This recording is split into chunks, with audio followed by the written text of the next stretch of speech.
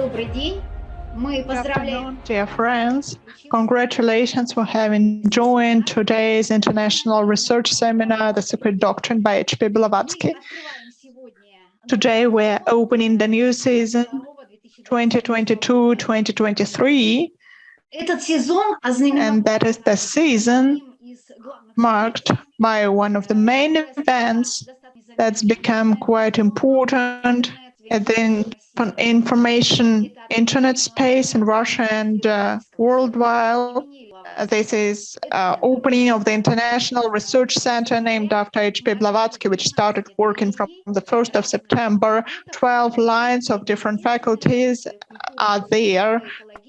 Natural sciences, culture, arts, philosophy, religion, humanitarian and additional formation, health protection, culture studies, international cooperation, young scientists division, as well as predictions and innovations. That is actually the scale we start working at and start delegating, broadcasting international theosophical thought with simultaneous interpretation for all countries of the world. Dear friends, today we're making research into the second stanza, sixth Sloka of The Secret Doctrine by H.P. Blavatsky.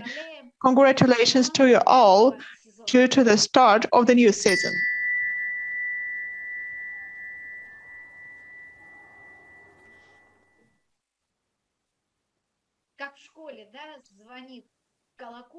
As at school, you see, the bell is ringing and we're starting.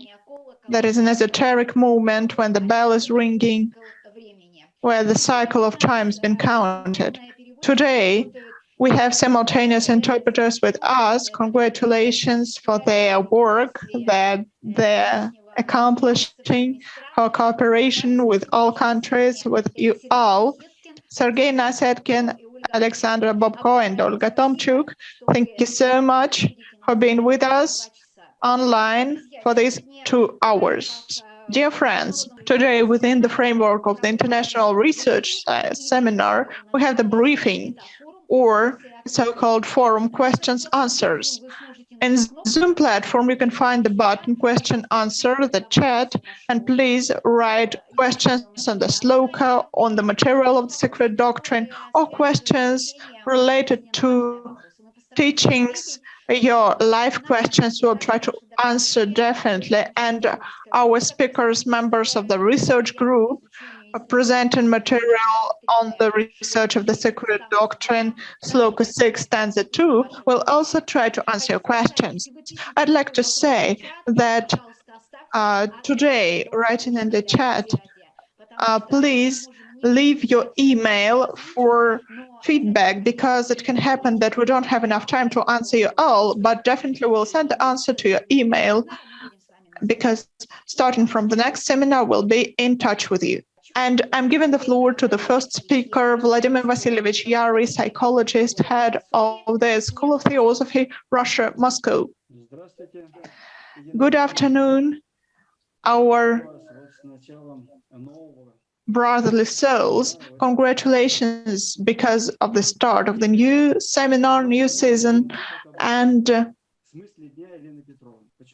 let's come to the thought of the day of H.P. Blavatsky. Why is it called so? It happened because today we're dealing with the essence she's proclaiming with the thought of the day. Of course, she's making it so through her all experience and knowledge. And this thought of the day is the following. The heart of a beggar will not be content with half of the universe. He is not born to a part, but to the whole. And the thought says that the human being is a microcosm, revealing the macrocosm in its side. And first and foremost, its birth is related to be fully present here in the solid world by revealing the full character of the cosmos. And of course, not half. Today we'll consider combination of nidanas due to this Nidana combination, we'll be able to approach to the stanzas of Dhyan, stanza 2, Sloka 6. But firstly, we can say so. If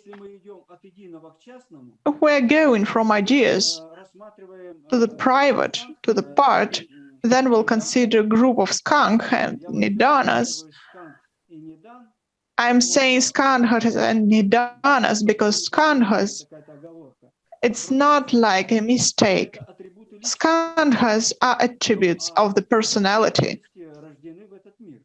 But these personalities are born in this world, and according to our personality, we can accept and reveal the realities surrounding us, and therefore we should improve personality. And through nidanas, presenting kleshas, called dark sides of the soul, and therefore skandhas are present as causes that are making revelations of these kleshas, dark sides of the cells that make it impossible for us to see from the inside, according to nidanas. And nidanas are caused because they're representing the cause and effect connection, and cause and effect connection has its all elements following each other in the Kalachakra wheel. Kalachakra wheel is this chain of cause and effect as nidanas. And now this chain will be defined for today by us. So we are in the era of Aquarius, symbolized by the blue monkey in direction of the violet color. We can see the house of horoscope of the Aquarius, which the blue monkey is the hierophant of the sector. The blue monkey, firstly, goes under the violet ray as hierophant, or reflects inside all direction of the space of the violet color. And therefore, the monkey as nidana has the same klesha or dark part of its soul. Klesha, this klesha is greed or avarice, and in order to be free from it, we need be part of community, be in state of such mind that we could put the general in part inside ourselves, and therefore the greed disappears. The symbol of this blue monkey is the symbol of pure and beautiful thought, because beauty is there when it's pure in its natural character. We have the century of the white dragon, who has the dark part of its soul. The Kalachakra represents nidanas, and the group we are in right now is relations of humanity with the principles and energies that are present in all people.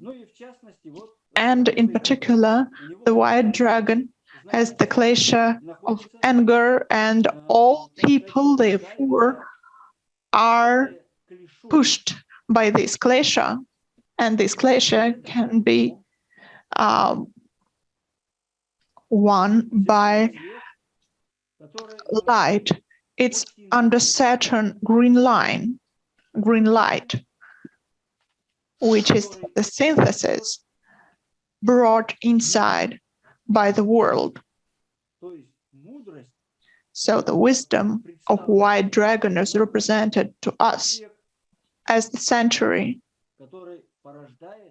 which gives birth to worlds and contains in each person such a notion as world. The year of the black tiger that we are living through right now is under the ray of the sun, the orange ray. The black tiger as the klesha of recklessness, and by listening to that, we should apply that to us, because each of us has these qualities present part of us, and we are born in this world to be liberated from this recklessness, but by which? By attentiveness and focus. These two qualities make our internal vision see our recklessness and be free from it. In the month of the yellow monkey, going under the ray of Saturn, and I also synthetic energy that reveals beauty of the world. The yellow color of the monkey symbolizes the element of the earth, but we should take into account that this is the earth born by ether, the pure ether, with the idea to manifest beauty of the world, to create this beauty of the world. That is creative potential, kind of. In the yellow monkey, there is the klesha of avarice. We're all pulled by this avarice, and we should deal with it by being in community with all others. The era of Aquarius says us of it, and the same is said by the month, but just the element is different. It's earth. We're in the week of the red rooster, which is symbolizes Mantrika Shakti, one of the seven forces or powers. Mantrika Shakti, or the fiery rooster, is under the energy of Mars. Red energy symbolizing the planet Mars, under the ray of this planet, that is the war-driven planet, Mantrika Shakti, or the rooster, which we should reveal in ourselves, is the warrior. What is the klesha in it? It's injustice. Because wars happen on earth because of injustice, and liberation is justice. All wars happen like that. We get free, and by being free from this klesha, we can become warriors of spirit, or Agni Yogas, or Theosophists, real ones. Mantrika Shakti, or the rooster, lets us, in this combination of nidanas we're in today, pull these energies and race through us today. We're in the day of the red dragon. The red dragon is the symbol of Maitreya, or the sixth humanity. The red dragon is also under the ray of the sun, the orange ray, and which is particular, it's under number 50. If we put pentagram in the circle, the 4, we'll see the inner human being, its 5 principles, which correspond to the 5 elements, the 5 organs of sensation, of perception, both internal and external. The dragon has the clash of anger. And that means that each of us has its qualities, its features, dark sides of our souls, and it can be won by light and heat. Light is knowledge, and heat is emanation of love through the heart. Here is the combination of nidanas for today, and it puts new germs for our thinking capacity, for our thoughts, for our mind. It means that each nidana or cause and effect connection is put by us today, taking into account thought of our features and qualities that will let us be deeper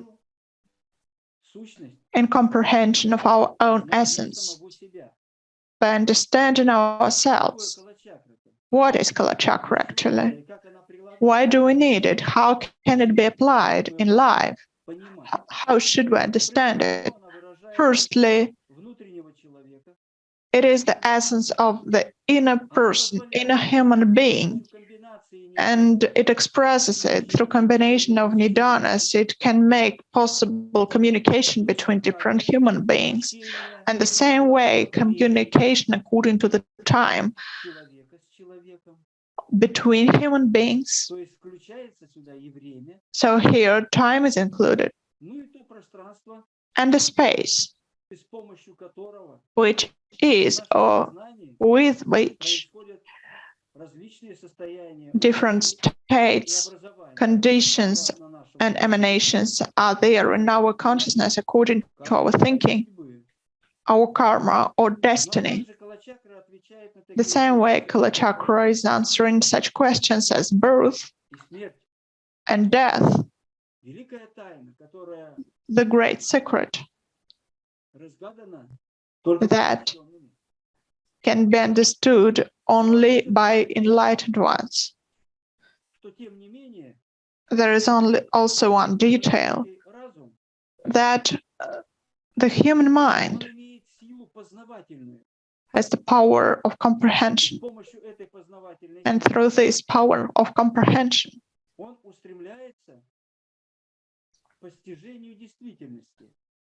the можно сказать, что внутренний человек understand, to perceive, to comprehend reality. The human being is individuality, and the individuality knows the secret of birth and death. Each of us has its knowledge inside, and we are called to reveal our potential of individuality in the time we're living in direction of space, of Venus. The space direction of Indigo is one of parameters, saying that it used to be a mutual event, and in these 10 years, each of us was revealing individuality according to the 6 Shakti: Para Shakti, Jnana Shakti, Idhaya Shakti, Kriya Shakti, Kundalini Shakti, and Matrika Shakti. Through these powers, the 6 powers, having potentiality of Adi Shakti inside, or the red dog, the fiery dog. Here are the germs put into consciousness: the yellow dog, the yellow boar, the white mouse, and the white ox. Potentiality of consciousness are put inside, bringing with them the 3 main principles: personality or the yellow dog, the boar or spiritual soul, and the mouse or personality. And this personality should be fall into 4, and be implemented, self-realized in these 3 features in 4th one, in the bull ox. And through this bull realization last year, it was happening. We had to realize our individual character, each of us. And individuality is defined by what we have, by what opinion we have. In each question, it's very important to have our own opinion.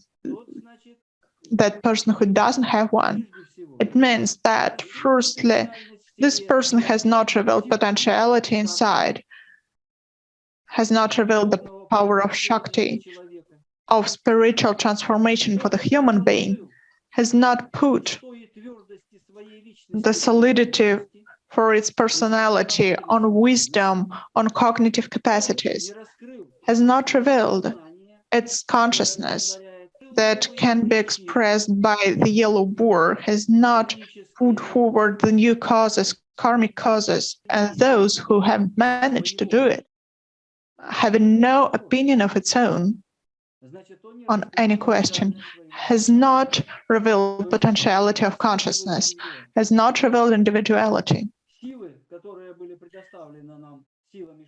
Powers provided to us by powers of Shakti were used here for egoistic causes, for what we're used to, for thoughts we're used to, like, and therefore these powers were wasted.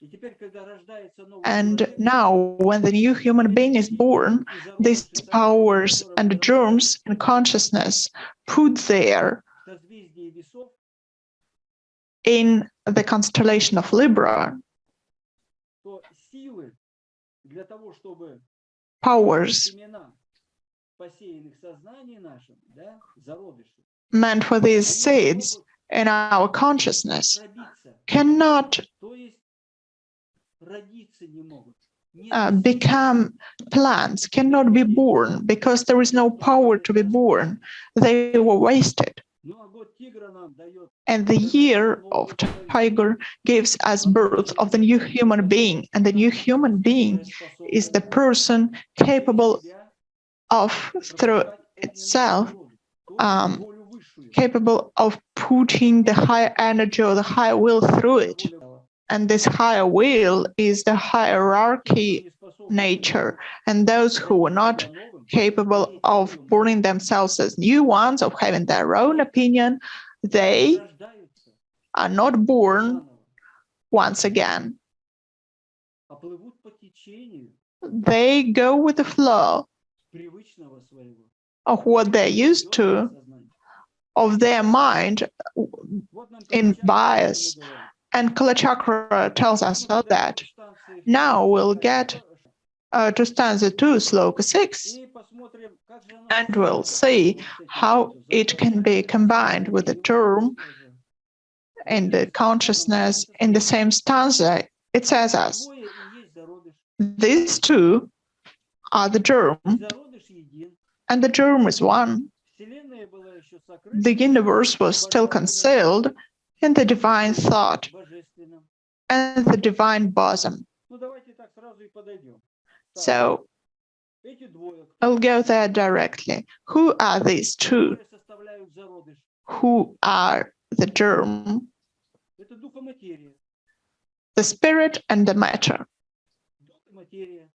The spirit and the matter. But they're not this spirit and the matter. They're spirit matter. They're single. They're united in this sense. And here we have the same direction line.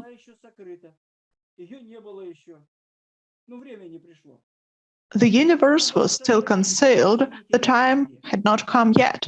Where was it concealed? And here it said, in the divine thought, which means the spirit, and the divine bosom, which is the matter.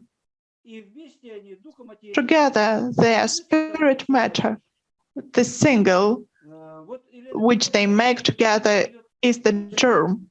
In the Secret Doctrine, HPB gives us a very brief description of this stanza with brief explanation. But why?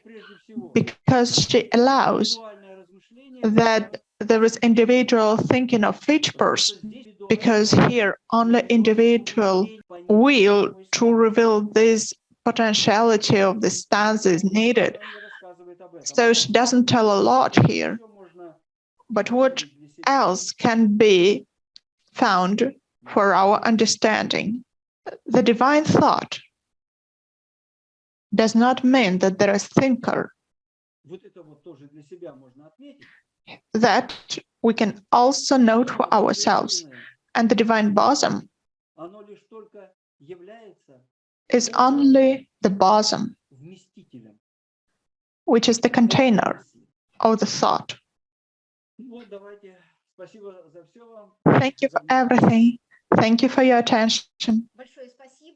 Thank you so much for providing the material, this full description of energies of the day and rays, which is important. All nidanas combined in this day have or direct interaction with the way the thought in research of this sloka will be going on. It's interesting how these classes will be held when each speaker will be in the same nidanas, but according its own ray, its own nidana, the thought will be turned the same in individual way, as Mr. Yary has said, and we are giving the floor to our partner and friend from the South Korea, Mr. Hwang, Doctor of Philosophy, Professor of School of Arts, and the floor is yours for researching the stanza 2, Sloka 6. Mr. Hwang, the floor is yours. Thank you. Good afternoon, everybody. Today, our research focused about the 6th sloka in second stanza. The content is these two are the germ, and the germ is one. The universe was still concealed in the divine thought and the divine bosom. What is the meaning of the germ? Previously, the speaker said germ is the spirit and matter. I agree. And as a scientist, I think the germ is the set of 5 skandhas. These 5 skandhas is the fundamental of the human soul. It is base of the human soul. 5 skandhas is composed of 5 things. The main thing is the form, is a physical, our body, and the others for sensation, perception, and consciousness and mental formation. So these 5 skandhas is the essence of the human natural essence. But we needed to change, reform these 5 skandhas to get the emptiness. Emptiness, I'll explain about what is the emptiness later. If you get the emptiness, you'll get to the nirvana, which is the, paradise, heaven. So if you get the nirvana, we call it a lotus flower. Remember lotus flower? This is our goal, to escape from the sufferings. These 5 skandhas I explain more detail. The first skandha is a form, and the second one is a sensation, and the third one is a perception, and the fourth skandha is a mental formation. The 5th skandha is a consciousness. If you go to the internet, you can check this easily, no problem. And more explanation, the rupa, the form, is rupa is form or matter, something material that can be sensed. In early Buddhist literature, this form, rupa, includes the four great elements: solidity, fluidity, heat, and motion, and their derivatives. These derivatives are the first five faculties: eye, ear, nose, tongue, body, and the first five corresponding objects: visible form from eye, sound from ear, odor from nose, taste from tongue, tangible things from body. Second skandha, sensation, or perception, or feelings, the feelings. This is the physical and mental sensation that we experience through contact of the six faculties with the external world. In other words, it is the sensation experienced through the contact of eye with the visible form, the ear with the sound, nose with odor, tongue with taste, body with tangible things, mind with idea or thought. Because this feeling, Vedana, is the experience of pleasure or pain. It conditions craving either to acquire something pleasurable or avoid something painful.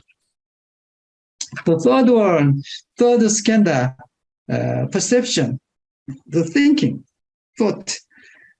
This is the faculty that recognize most of what we call thinking fits into the aggregate of samjana. This is perception, thinking. The word samjana means knowledge that puts together. It is the capacity to conceptualize and recognize things by associating them with other things. For example, we recognize shoes as shoes because we associate them with our previous experience with shoes. We might associate an object with its context.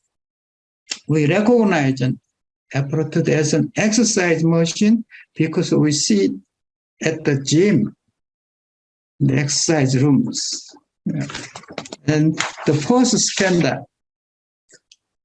mental formation. All volitional actions, good and bad, are included in the aggregate of mental formations. Samskara, how are actions mental formations? Mind proceeds all mental states. The aggregate of mental formation is associated with karma because volitional actions create karma. Samskara also contains latent karma, hidden karma, that conditions our attitude and predilections, biases, and prejudice. This is a very bad thing, belongs to this skandha, as to interact with and attractions. This is the fifth, the last one, consciousness. The previous speaker said about a lot consciousness. This is a reaction that has one of the six faculties as its basis and one of the six corresponding phenomena as its object. For example, oral consciousness, hearing, has the ear as its basis and sound as its object. Mental consciousness has the mind as its base and an idea or thought as its object.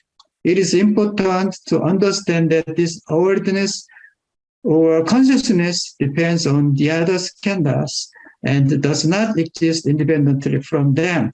It is always awareness but not a recognition, as recognition is a function of the third skandha. This awareness is not a sensation, which is the second skandha. For most of us, this is a difficult way to think about consciousness. This is an important idea. This is also a principle about emptiness for nirvana. The first 5 steps, actually one set of 5 things, 5 skandhas, they're the same, but the attitude is different. The first 5 skandhas we call W1, that is world 1, world. This word, the important thing is I, my pride. So Germ, remember, Germ starts, all people, even mountains, trees, lakes, waters, they have a natural essence. 5 skandhas, something has 5 skandhas, something only 3 skandhas, whatever. They have a karma because they have a skandhas. Skandhas involves the karma. So when good karma, good reverse, remember reincarnation, it contains always sufferings in W1. But the other word, W2, W means world 2. There's no natural essence. None of 5 skandhas with natural essence. I mean, how? This is in W2, important thing is we. So we includes people, many peoples, also mountains, natural things, all kinds of natural things, matters. We contains all of them. They matched with each other. Actually, ties, do you know necktie? Necktie is ties, match. So between people, between natural things, they have ties. If understanding and under that situation, the 5 skandhas different. There is no natural essence. No pride, no prejudice, no pride. In this condition, we call emptiness. There is no me. There is only we. There is ties between things. Ties with neighbors, ties with other things, connections with, association with other things. This basic attitude, I have the same skandhas, but the word is different. W1, this word to next word. This is reformation of the 5 skandhas from natural to the nirvana, to the emptiness.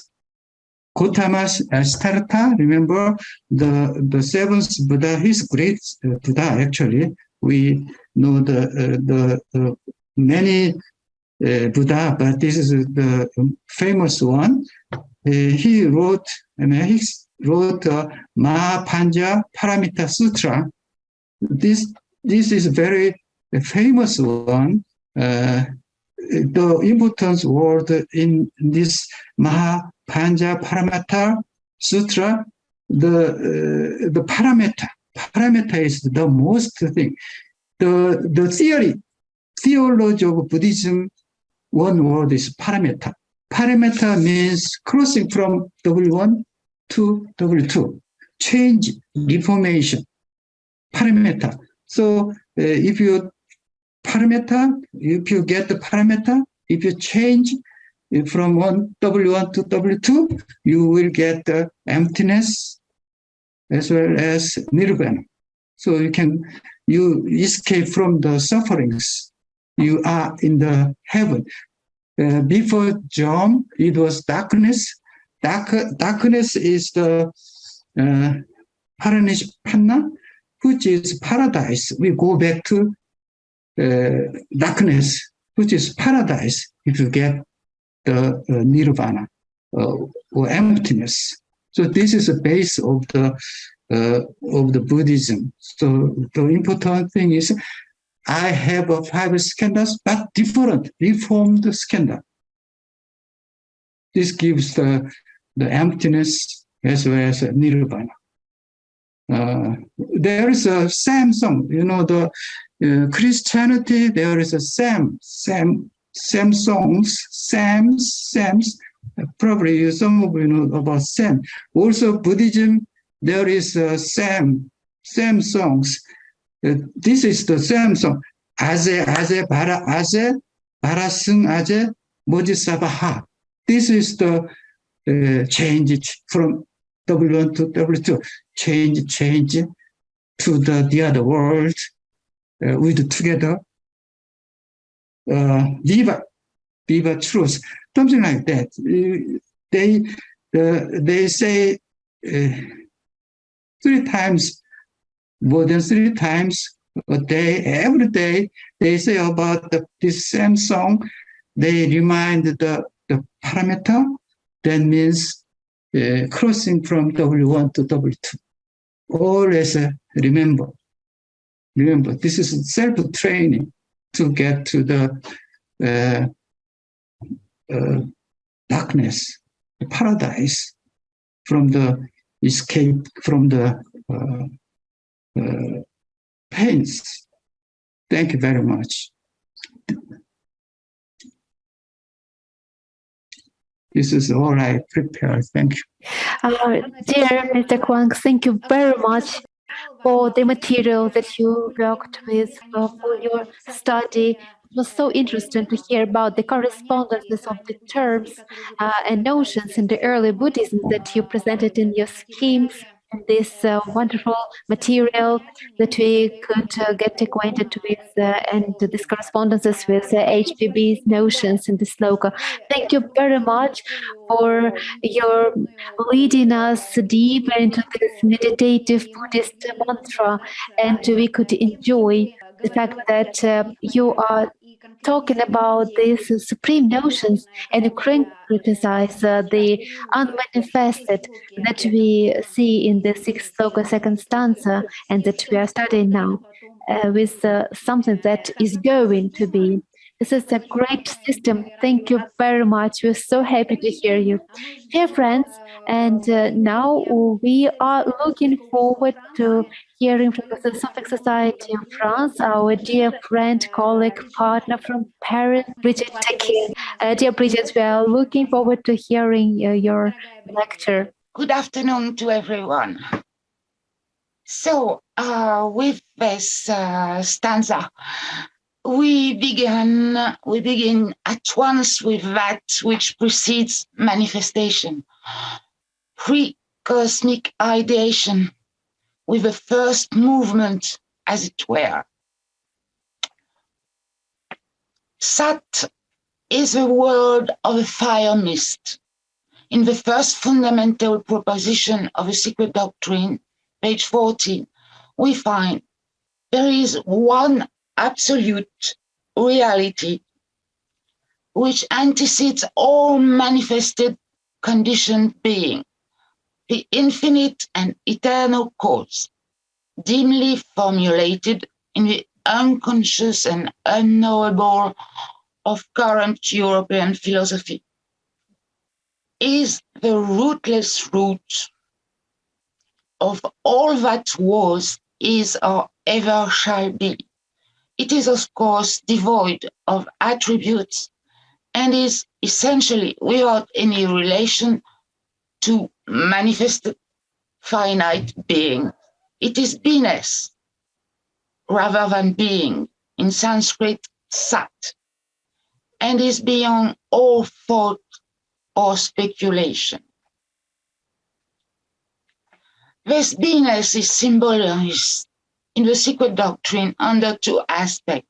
On the one hand, absolute abstract space, representing bare subjectivity, the one thing which no human mind can either exclude from any conception or conceive of by itself. On the other, absolute abstract motion representing unconditioned consciousness.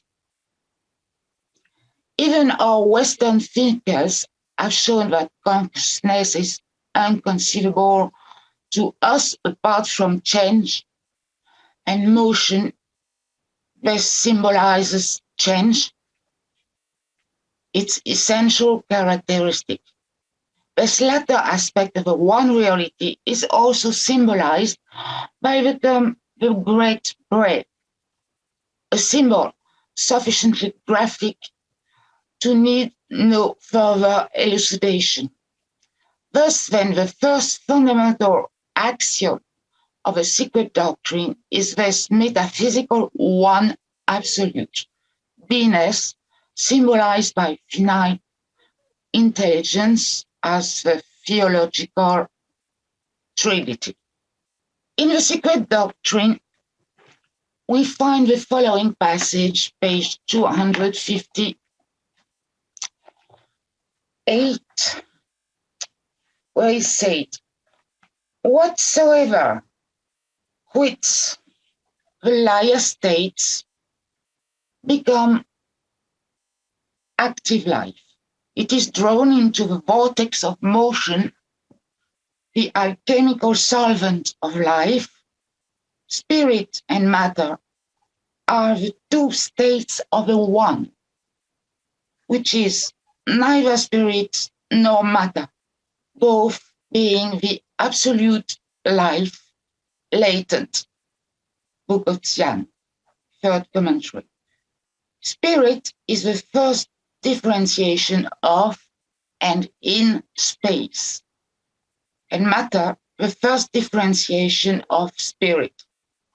That which is neither spirit nor matter, but is it, the causeless cause of spirit and matter, which are the cause of cosmos, and that we call the one life, or the intracosmic breath. The germ is said to be fiery. It is a point in the mundane egg, matter in its abstract sense, as is said page 57 of the Secret Doctrine. It says it must not be understood as applying to any particular point in space, for a germ exists in the center of every atom, and these collectively form the germ. Father, mother are one. They are the germ, which has not yet been fructified. A father without a child cannot be called a father, nor a mother without a child a mother. We are at the stage of a prologue, at the beginning of a cosmic evolution, and the child, the son of the two, is still concealed in the divine thought, the pre-cosmic ideation, which has not yet penetrated into the divine bosom, which is essential matter.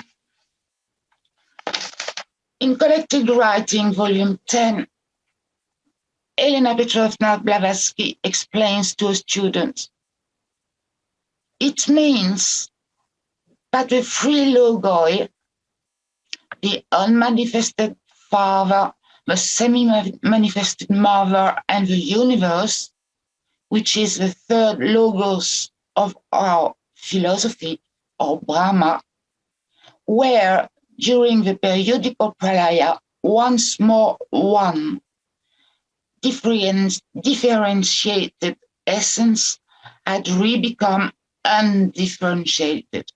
During the Mahapralayas, not but the absolute is. This notion of Sat finds echoes in various scriptures. It is evoked in the Bhagavad Gita, chapter 17, Sloka 25 to 28, which says, the word Sat is used for qualities that are true and holy, and likewise is applied to laudable action O son of Prita. The states of mental sacrifice when actions are at rest is also called sat. But whatever is done without faith, whether it be sacrifice, almsgiving, or austerities, is called asat, that which is devoid of truth and goodness, O son of Prita, and that is not of any benefit either in this life or after death. In the voice of the silent, we find to live and reap experience, the mind needs breadth and depth and points to draw it towards the diamond soul. Seek not those points in the realm of Maya, but soar beyond illusion. Search the eternal and the changeless Sat, mistrusting false suggestions. In The Secret Doctrine, page 52, it is said that the human Buddhas and Bodhisattvas, once that their whole personality is merged in their compound sixth and seventh principles in Atma Buddhi, become diamond-souled Vajra Sattva, the full Mahatmas. In Sankaracharya's Atma Bodha, Sloka 49, it is said that a liberated one, Jivanmukta, endowed with self-knowledge, gives up the traits of his previously explained equipment, its upadis, vehicles, and because of his nature of Sat, Chit, Ananda, he verily attains Brahman, like a worm that grows into a wasp.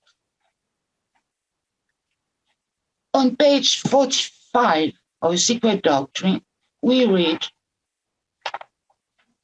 "It is only with a mind clear and undarkened by personality and an assimilation of a merit of manifold existences devoted to being in its collectivity, the whole living and sentient universe, that one gets rid of personal existence, merging into becoming one with the Absolute and continuing in full possession of Paramartha."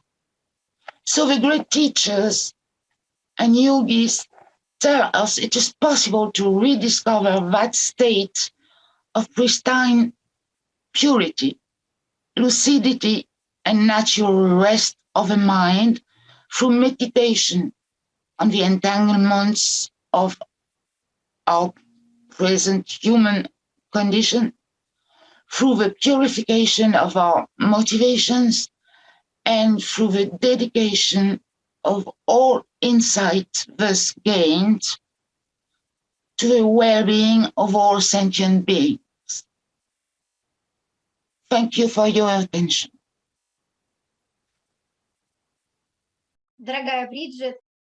Dear Brigitte, thank you very much. Your material is so beautiful, so voluminous, so poetic, and so inspiring. And thank you especially for referring to the book, The Voice of Silence. Of course, when in the Sloka, Elena Petrovna Blavatsky tells about the voice of silence, of course, it's great to refer to this source because there are a lot of different hints and ideas so that we can feel the state of pralaya where we are now, the period of time, the period of evolution when the universe were getting together. Thank you for all your ideas and insights. And of course, every participant should follow these lines of thinking. Dear friends, today we have Mr. Ram Prakash with us, our friend from India, the Indian Lodge of Theosophy. Dear Ram Prakash, thank you very much for connecting with us today. Thank you much for material. And we are looking forward to listening to your lecture. Mr. Ram Prakash, Bangalore, India. Thank you. Namaste and good afternoon to all our friends assembled in Moscow for the study, for all participants in this session on the Secret Doctrine, study and research. It is indeed a great honor for me to be part of this noble endeavor to study, research, and dissemination of the teachings of the Secret Doctrine. I'm making this my humble contribution to the study by sharing my little understanding of the meaning of the 6th verse of the stanza 2 of volume 1 of the SD.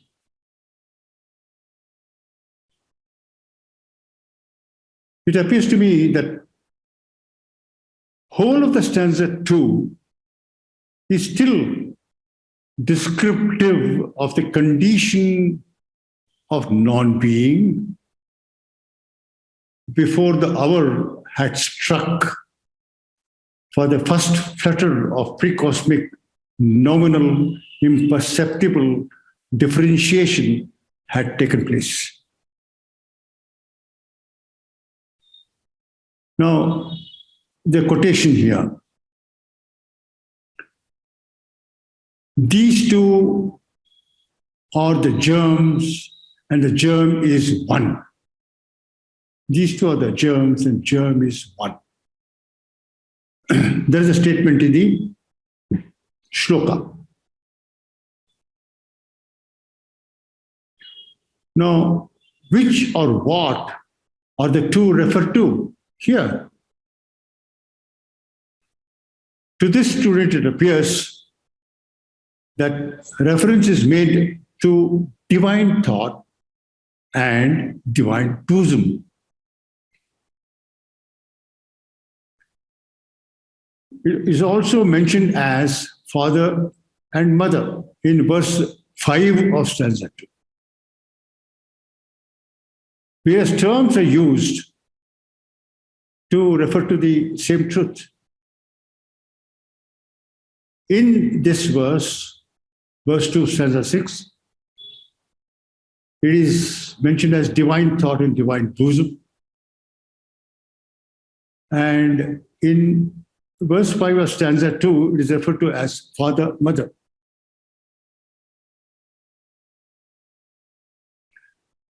And it is said, this one, the two in one and the one in two, that is father, mother, that is divine thought and divine bosom. This one, the two in one, one in two, is swabhavat, the substance giving substance to itself. A beautiful statement. When we postulate the one,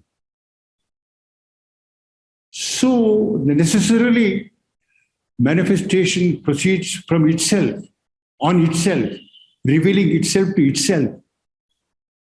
So it is in that sense, the substance giving substance to itself. And look at the beautiful metaphors used. Without action and with action. The nature of which has no nature of its own.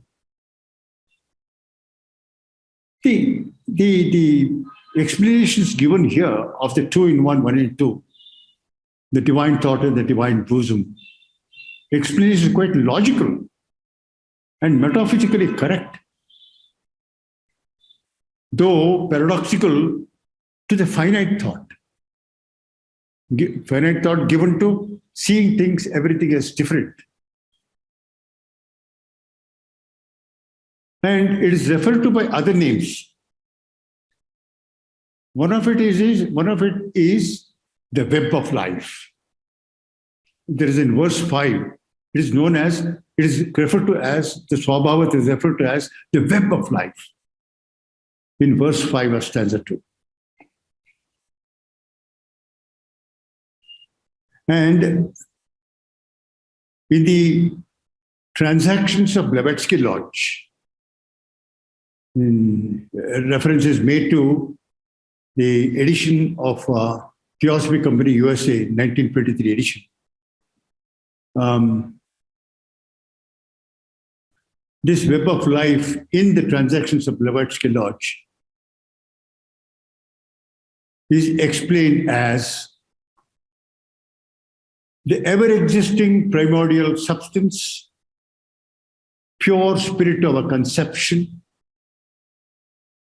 the material from which objective universe or universes are evolved. That is to say, as subjective material, it is limitless, eternal, indestructible. But as objective material, as objective source of objective substance, it is manifested. The logic of this is that once we postulate absolute being, one without a second, all that appears in it, both subjective and objective, both spirit and substance, both divine thought and divine bosom, are itself. We cannot name it. Hence, the Vedas speak of the nameless as Tad, meaning in English, that. This is the meaning, I suppose, of the words of Krishna in the Bhagavad Gita, chapter 4, verse 8. Even though myself unborn of changeless essence, yet in presiding over nature which is mine, I am born but through my own Maya, the mystic power of self-ideation, the eternal thought in the eternal mind. This is the supreme logic of universal brotherhood. As Plato demonstrates in Parmenides, that there is but one. It is truth. In Sanskrit, Sat, the ultimate reality. All that is conceived as many, all that is conceived of as many, the idea of other than that is necessarily Maya, illusion. In other words, the doctrine of Maya is a doctrine of unreality of the universe, manifested universe. That alone being truth, reality, Sat.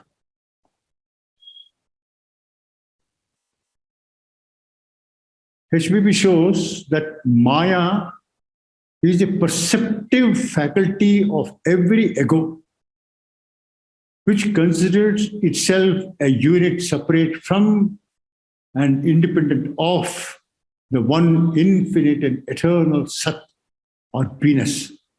And this also is taken from Transactions of Blavatsky Lodge, on page 31. So, this is what I wanted to share. It is very difficult to conceptualize and more difficult to express what one understands of the highly metaphysical and beautiful Sloka of Stanza 2. Thank you. Thank you. Господин Рампракаш, огромное вам спасибо. Dear Ramprakash, thank you very much. Indeed, it is not easy to conceptualize something that is intangible and talk about it, feel it. For this, one needs to penetrate and confide in this material. We have prepared a final presentation for you. Of course, we call it final not because it sums up everything, yet we try to integrate and reflect all the thoughts that we got from all our lecturers. And now we see that our listeners, participants are sharing their questions, and it's wonderful that energy is so communicative, and we are actually going to answer these questions. We feel this energy. We are on the same wavelengths. It is something real, and this energy may reveal the essence. This is the most important. So, dear friend, let us proceed and see what revelations, what insights we got today, what key points we could pick and develop in our thinking and in our further studies of the second Stanza 6 Sloka. Please have a look at the presentations and check what notions and what state are reflected by HPB in the 6th Sloka, second stanza. Okay, presentation, please. These two are the germ, and the germ is one. The universe was still concealed in the divine thought and the divine bosom. And these two are the germ. These two are the father and mother of Swabhavat, who are still in darkness, only because there was no light, or there was no birth of a son, the universe.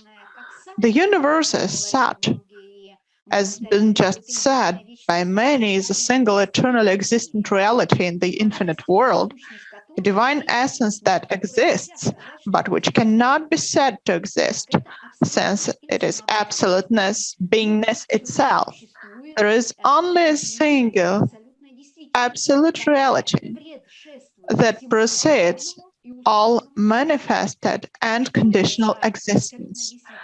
This infinite and eternal reason, absolute being, is the state of the universe during the period.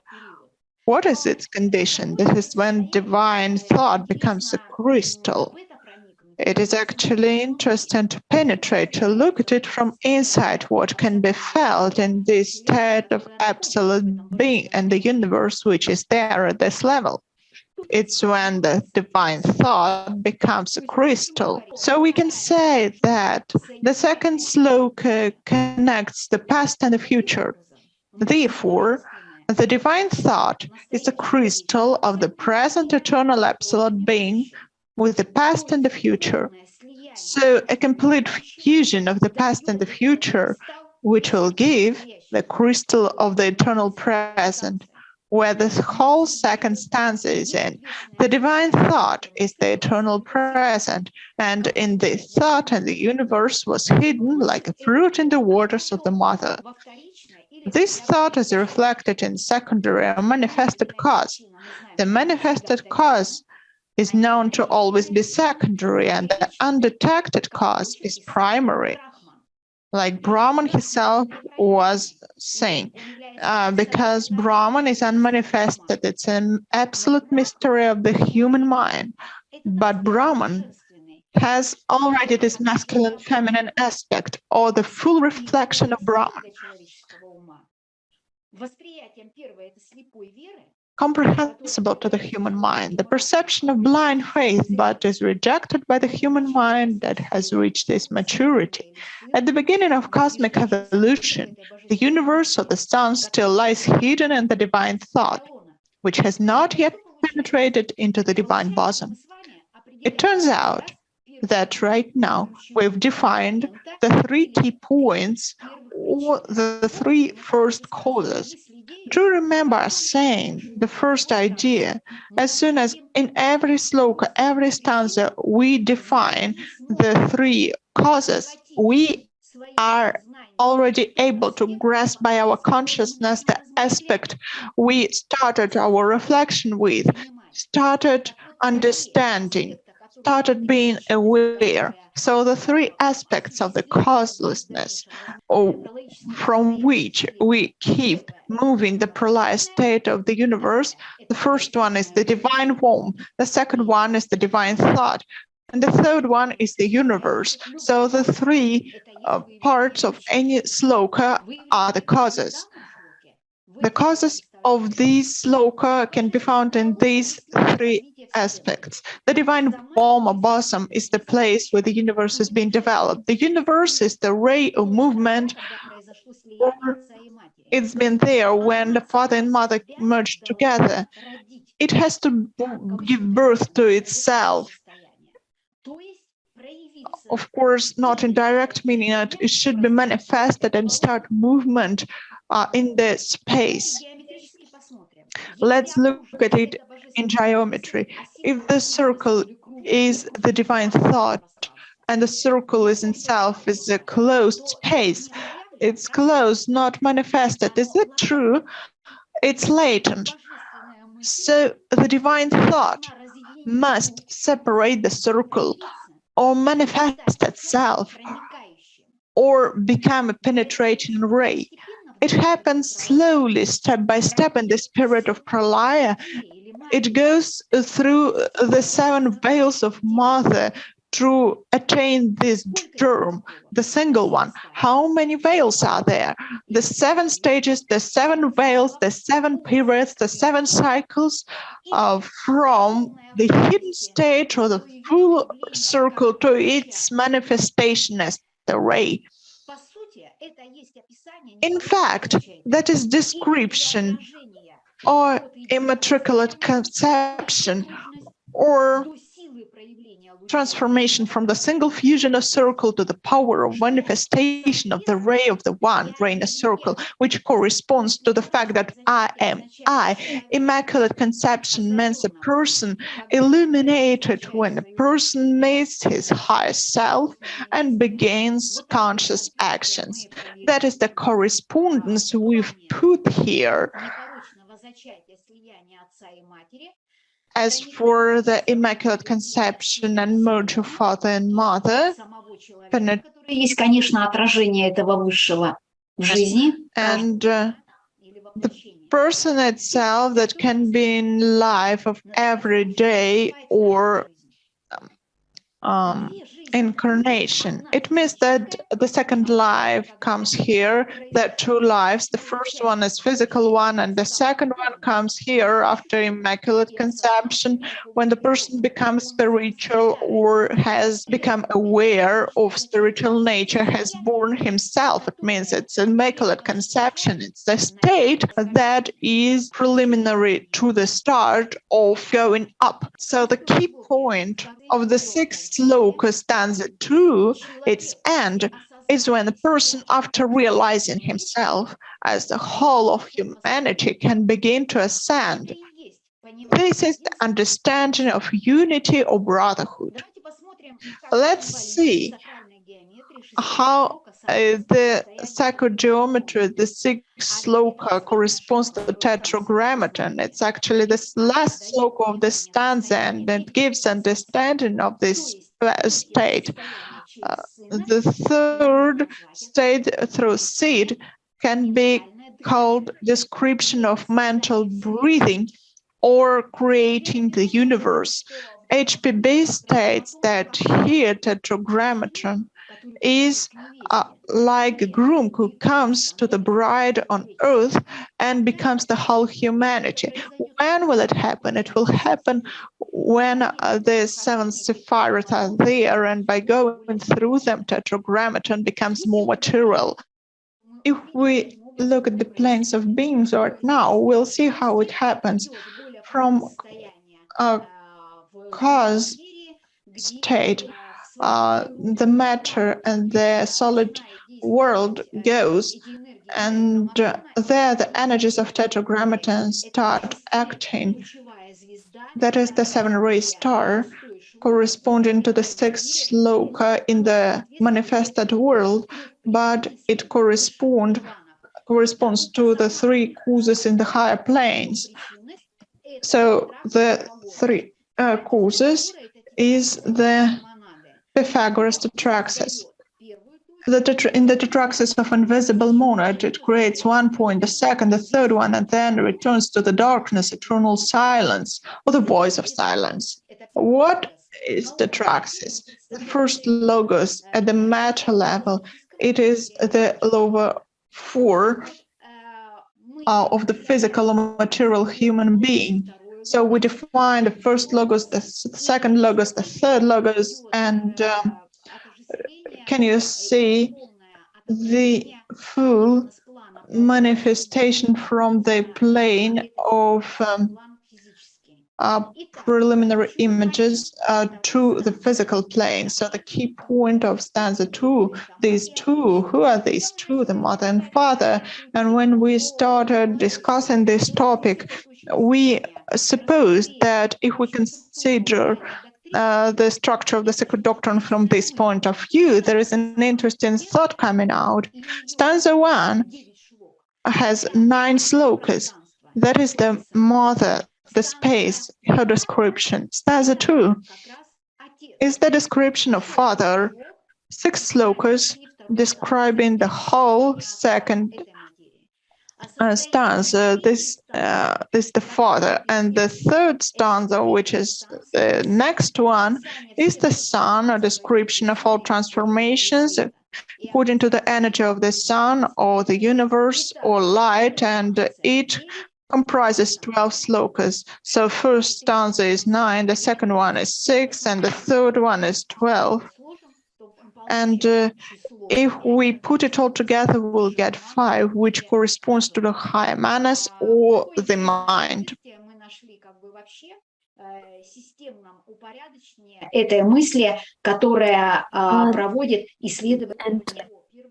This thought goes through the first stanza, the first tome of the Secret Doctrine, which is known as to be the most difficult to understand. So undifferentiated primary matter has not yet been fertilized by any influences in space and time, but quality of fertility is already inherent in it initially. So whatever is emanated or born due to this natural quality or substance has not been born, the full sense of this word, by the primary matter, but yet gets its existence through it. This property and quality is the only reason that this or that thing begins to manifest itself in its carriers, whereas at the physical level, matter or matter is no longer an active cause, but a passive means and instrument used by an independent cause. So for now we have gone through this key point, and the activity is passed through. Then the key point of this is the full reflection. The primary matter after full reflection is not active, but passive, and it transmits activity to the carrier, or its full reflection. This is how it happens with the teacher and the student. The teacher has full reflection in his pupil and transmits his actively through him, remaining alone on his own plane. That is, the disciple was born not by him, but through him. And this corresponds to the movement of great breath. This is what it means to stay alone. As monad stays alone. We know it when through it the further differentiation of the world occurs. This is how it happens in life, and this thought corresponds to the great breath, which permits the space, which thus remains limitlessly in eternity and does not come out of it when birth is not by mother matter, but through hers. This is the key point of the second sloka, what it is and how it happens, how the immaculate conception happens. Thus, the person has the second birth, the spiritual one, with the full reflection of the Supreme Self. It begins to manifest through a person, through the light. The sun, or the ability to penetrate through a single ray, is born of the truth. All planes of consciousness, or your own body. According to this thought, let's look at this manifestation in the highest planes. The sun is undifferentiated cosmic protile matter, in its infinity is reborn on earth as the son of eternity, Eve or Mother Earth, and becomes humanly and totally past, present, and future. On the top, there is sun, or the whole cosmos, and at the bottom there is a sun of humanity. Symbolically, how we can perceive it. The triad or triangle becomes a four-letter Pythagorean sacred number or perfect square, and on earth a hexagonal cube. In other words, the logos becomes a tetragrammaton, or the three turns into four. We can say that tetractys is a symbol of the invisible monad. Elena Petrovna gives us the description. What is tetractys is the sacred four that the Pythagoreans swore by. They would swore by the highest monadic state, and this was their most binding oath. It has very mystical and different meanings, being the same as tetragrammaton. First of all, it is the unity or one under four different aspects. Then it is the basic number 4, and tetrad containing a decade or 10, the number of perfection. And finally, it means the primary triad or triangle. This is how it all goes into one, as we may see. The key point, the key moment, there was no differentiation because the sun was not yet born, but the complete reflection occurs now, the sixth sloka, second stanza. We have the complete reflection, and we are here in a period of immaculate conception of the universe. What does it mean for a person? It means to return to your true higher self, to merge with it. It means to give the true form to your own body through the unification of all bodies and become the light carrier. So the key point of the sixth sloka, which completes second stanza, just the complete fusion of one first mother and second father into a single embryo, germ, or the manifestation of three, son, or third stanza, which will be the next one. So 3 reasons will give the power of manifestation. When the sun will give the strength of manifestation of the next material reason, or tetragrammaton. Because the sixth sloka is the germ, one, which will be manifested in the nature of mind, in the subtle light of astral plane, tetragrammaton symbol. The 4-letter unpronounceable name of God will be manifested this way. We see this unpronounceable name of God formed by 4 letters.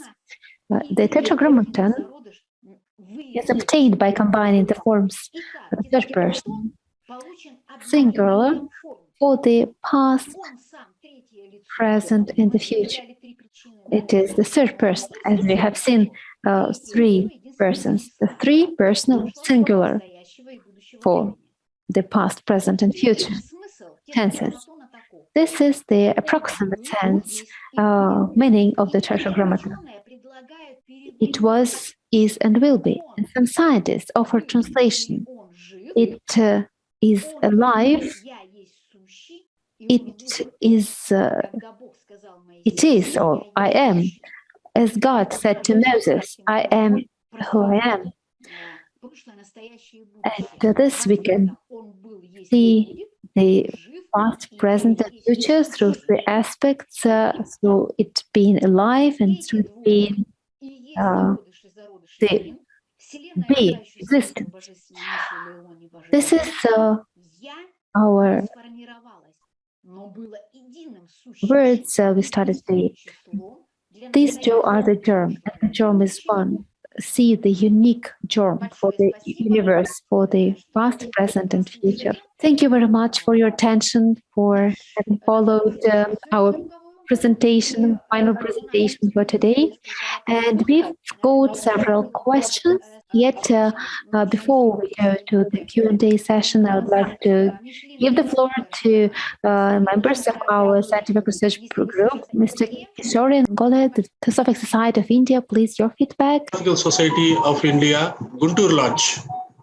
The army. Today, we actually discussed about the germ and the divine bosom. Here, the divine thought, the divine bosom, the germ are completely words before our creation. Let us say the divine thought is not our five senses, five jnanendriyas, five karmendriyas, five pranas, manas and buddhi and chitta, ahankara. These are not yet born. These are all inside the Parabrahman, the divine bosom. The divine bosom can be expressed as Parabrahman. And then a ray, the universe is in the shape of an egg. A breath, a divine breath or divine ray breaks the egg and the creation begins. So these before creation, probably it is understood as the universe, the unmanifested universe is in the form of egg. So the germ is the word that is conceived because the universe is in a form of egg. That is the perception. Lastly, Sat and Asat. Sat is Parabrahman. Asat is the manifested.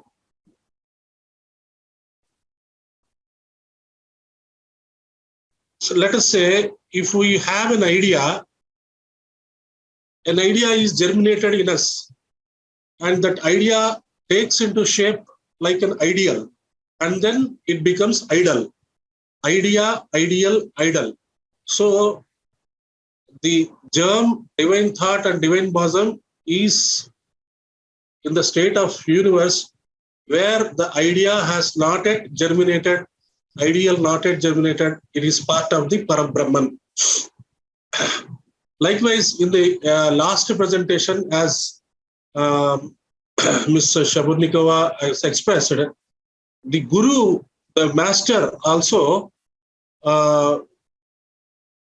trains the disciple in the same way. He puts the idea into the disciple, which sprouts into ideal and idol.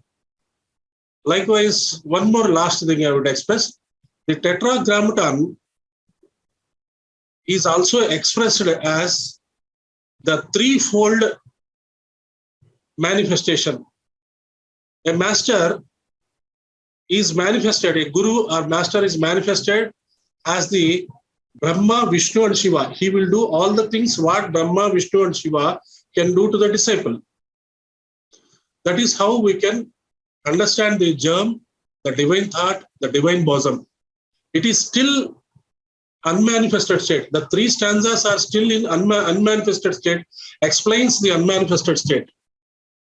If we think about the manifested state, we can understand the unmanifested state. Thank you. Thank you so much for giving me the opportunity. Thank you so much for all the technical team and all the translators and the panelists and Russian Society. It's a wonderful, wonderful seminar. Thank you so much. Namaste. Большое спасибо. У нас на связи. Thank you very much. And now we have Mr. Zaitov here with us from Moscow, the Theosophical Society of Russia. Please, could you share your opinion, feedback, or insights? Thank you, dear friends. Today I do not have actually particular comments. I would just like to wish all of you further fruitful work and continuation of our seminars. Thank you very much. Thank you very much. Let's look at questions that have already been asked when the presentation was launched and try to answer. So the question from participants is the following. The two ones that are the Germ, are they the spiritual matter? The future spiritual substance. Thank you. And next question. Can we say that the divine thought is the same as perception of the blind belief? There is such an understanding in the presentation that we start to understand this higher principle with the blind belief. Is that true? Actually, the blind belief is the blind belief, but that is what makes an impulse. It goes through the spiritual essence. I'd ask right now, answer Mr. Ram Prakash. Could you please answer? That is like a question to you. The question is the following. The secret for the human being, what does it mean? Is it the limited character of mind, or are there no limit? Is that the secret? Mr. Ramprakash, could you please answer? But our thinking, our mind is definitely limited. It can think of only in terms of division of time, like past, present, and the future. Our mind, the intellect on the physical plane, our brain-mind perception cannot comprehend the unity of life. We cannot conceptualize that unity of life in which the seer, the seen, and the sight become one. There is a limitation of human mind.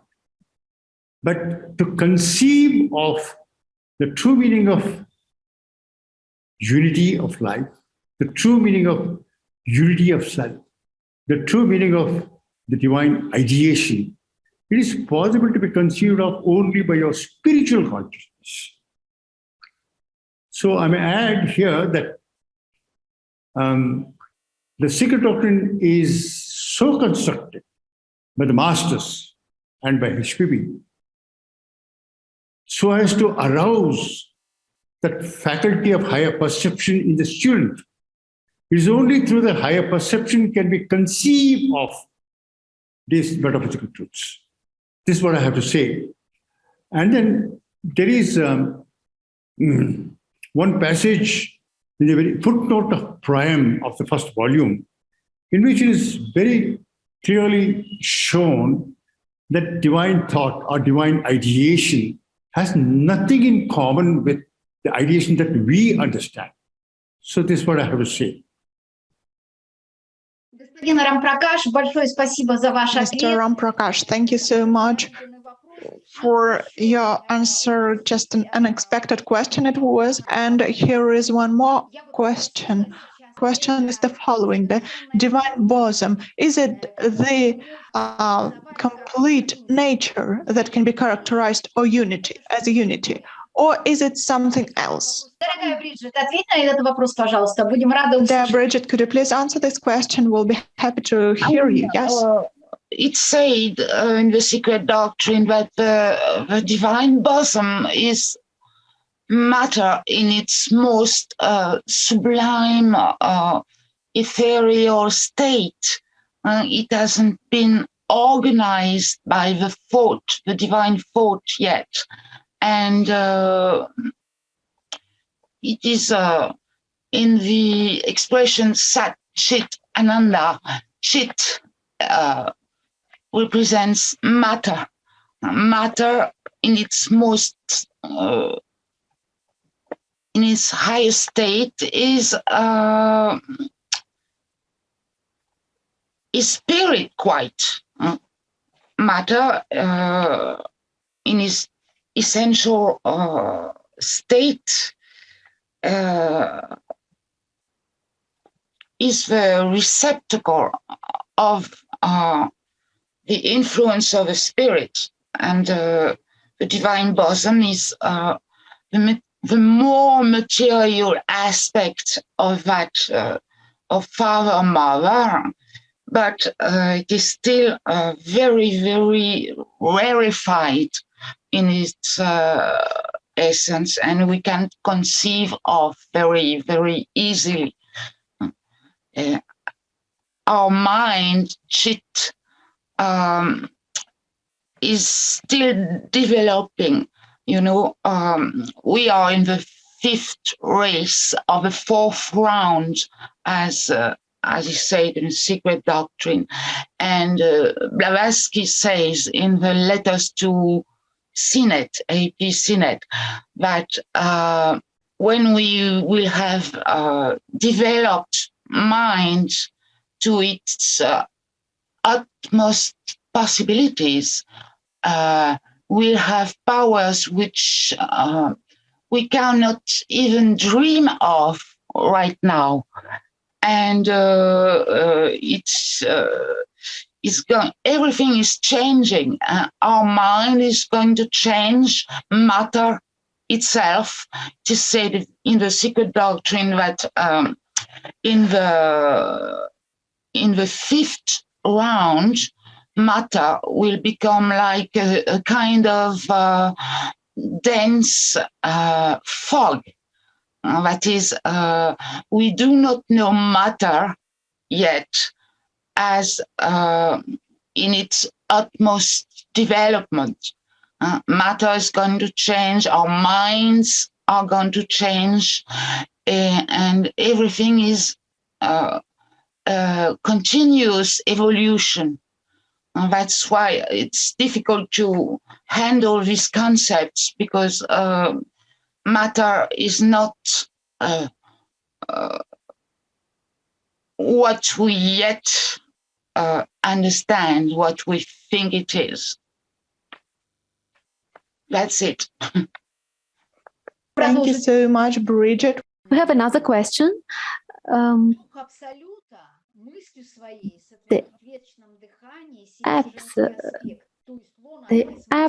About the absolute and the creation of the universe, the female and male aspects. Then the universe got differentiated, and they gave birth to the sun, the cosmic beginning.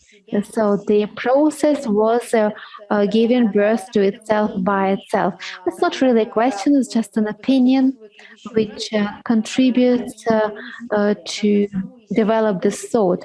When something gives birth to itself by itself, the activity was transferred, and the passive state remained passive for physical perception. But as a matter of fact, of course, it remained one. So the question is the following: which substance is the carrier of the divine thought, and what is its upadhi? Vladimir Vasilyevich, the substance, the roots of nature, mula prakriti. This is the carrier, and upadhi will be prakriti. Thank you very much. Dear friends, our next seminar will be held on 13th of October, the online class. Please do connect. There will be interesting studies, and we will study the third sloka of the second stanza, and also in the format of the Scientific research group will meet on the 29th of September, when we will sum up the conclusions of the second stanza. It's very useful and very insightful. We've been learning and studying the Sloka separately, and then we will sum up and see the whole picture of the history of the development of this divine thought, how it was all worked out before the differentiation occurred, the prelaya state of the universe cycles, the time geometry. We will go through all these stages. We will go deep into these energies and see how we can individually ponder and be with it, every one of us. I'd like to remind you that 26th and 27th November 2022, there will be the lots of competitions among the Russian cities, and will held the 6th Congress in Nizhny Novgorod.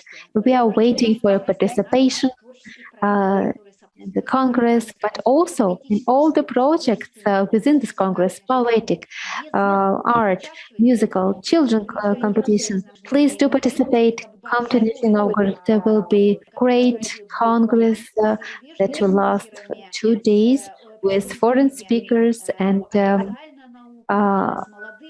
official representatives of science, young scientists.